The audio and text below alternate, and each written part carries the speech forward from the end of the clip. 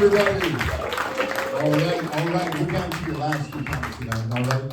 So clap, clap, clap, clap, clap, clap, clap, clap, clap. Keep it going for Julian Rodgers.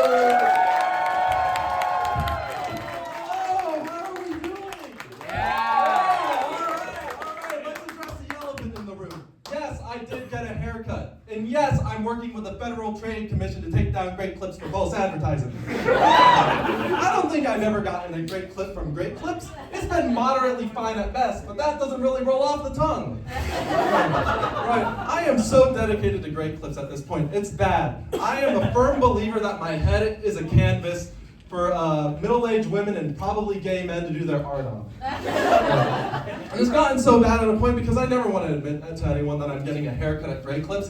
So I've started just telling people that I've gotten mugged. It's like I'm walking home and I was like, yeah, no, I got robbed at Clipper Point. It was really weird. He only wanted $18 plus 20% tip. I would have only given 15 myself, but you know, I love those guys. My worst experience I've ever had at Great Clips though, it was very awkward. I got into the chair and then my barber comes up to me and she goes, all right, Julian, I'm training my apprentice today. So I'm going to do the left side of your head, and she's going to do the right. First of all, no you're not. No, I'm not like that. Second, I didn't know the feudalism system was alive and well at Great Clips. We have apprentices in 2025? I expect that from sports cuts, but you, Great Clips? No. No, the only reason why I do go to Great Clips though is because I'm a college student and it's the only thing I can afford. Right, it's a really hard time to be a college student right now. I go to Ohio State University and they just put in that DEI ban, right? Right. If I knew that I was going to be one of the last students ever to be on a DEI scholarship at OSU, I probably wouldn't have chosen a film degree. I was like, surely there's going to be more Asian doctors and engineers coming down the pipeline. You want to know what you need more of? Film distributors. That's what the world needs right now. No. I think it's really weird though, this DEI ban, because I applied for graduation last Wednesday and they decided to put it in effect on Thursday. They're like, oh, the DEI defender's finally gone. Julian Rodgers is out of here. No, but they're not stopping me though. I'm fighting tooth and nail for it. I went to the protest on Tuesday. Yeah. Guys, stop calling me a hero. Guys, stop. All right. There were 900 of us strong out there. It was really great. It was really great to see everyone come out to support the community. Like there are a lot of white people there, defending DEI. And I figured that out because nobody at that rally could clap on beat. Right, it's like, guys, you're trying to defund our music school. You're making it look like we don't have one. No, I fall into DEI because I am half Irish and I am half Filipino. And that also makes me the most Catholic person alive. Being Catholic is weird, isn't it? They want you to remain as pure as possible while also telling you every single possible way that you could go to hell. Like, for example, here's an example.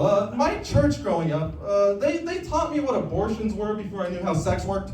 And so for the longest time, I thought they were just shooting storks down from out of the sky. It's like, how did they get those hangers up there?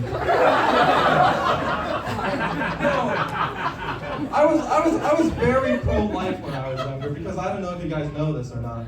Storks are actually endangered in the state of Ohio. Guys, I'm not a conservative. I'm just a conservationist.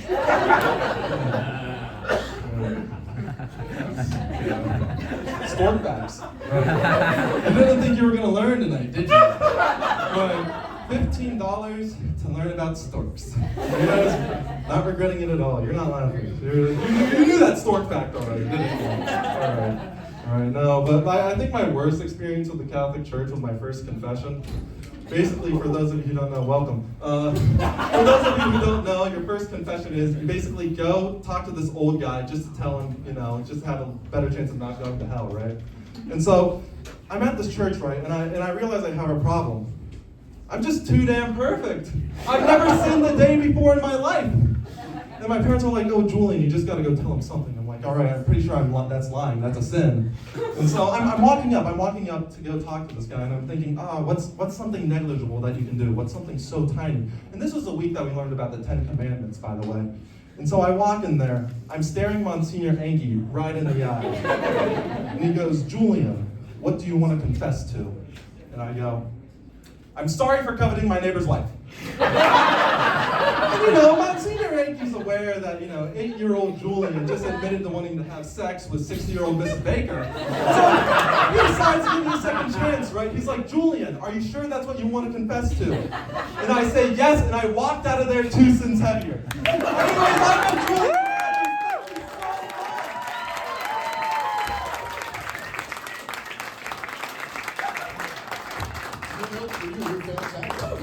Keep it going for Julian right now. All right. We have our last contestant of the night for the Columbus Comedy Clash. You guys feeling good? You guys still good? Yeah. Still good? All right. You guys are good, so is this comedian. Keep it going.